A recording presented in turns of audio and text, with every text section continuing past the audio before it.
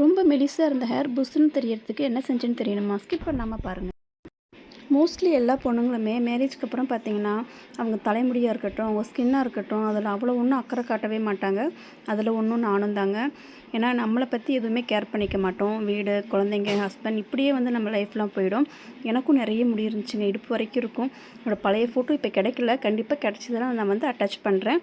முடி அதாவது ரொம்ப ரொம்ப கொட்டிடுச்சு. ஹேரே இல்லை இப்போன்னு சொல்லலாம். அந்த அளவுக்கு பார்த்திங்கன்னா ஹேர் லாஸ் பயங்கரமாக ஆயிடுச்சு.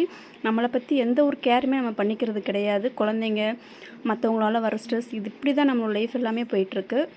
நான் பார்த்திங்கன்னா என்னோடய ஹேர்க்காக ஒரு ஹோம் ரெமெடி பண்ணியிருக்கேன். அது எப்படி இருக்குதுன்னு சொல்லி நான் யூஸ் பண்ணிவிட்டு உங்கள் கூட அதை நான் ஷேர் பண்ணிக்கிறேன்.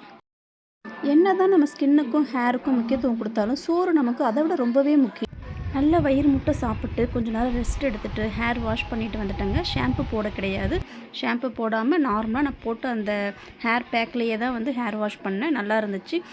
நம்ம தலையில் இருக்கிற ஹேருக்கு ஏற்ற மாதிரி ஒரு கிளிப் கிடைக்குமான்னு பார்த்தா ஒரு கிளிப்பும் கிடைக்கல. இது என் பொண்ணோட கிளிப்பு. ஸோ இருக்கிறத அட்ஜஸ்ட் பண்ணி போட்டுட்டு என் சின்ன பொண்ணை ஸ்கூலில் போய் கூட்டிகிட்டு வரணும். அதனால் பார்த்திங்கன்னா என்னோடய ஹேர் வாஷ் பண்ணி அழகாக காய வச்சுட்டு எனக்கு கிடைச்ச கிளிப் எடுத்து போட்டுக்கிட்டு ஸ்கூலுக்கு போயிட்டு பாப்பாவை கூட்டிகிட்டு வந்துட்டோம். வர வழியில் பார்த்திங்கன்னா ஆரஞ்சு, கிரேப்ஸ், ட்ராகன் ஃப்ரூட் இதெல்லாம் கேட்டிருந்தா. எல்லாம் வாங்கிட்டு ஸ்ட்ரைட்டாக வீட்டுக்கு வந்துட்டோம். வந்த உடனே பயங்கர தாகம், தண்ணி குடிச்சிட்டு உட்காரலான்னு பார்த்தா என் பிளேஸில் இவள் உட்காந்துக்கிட்டா.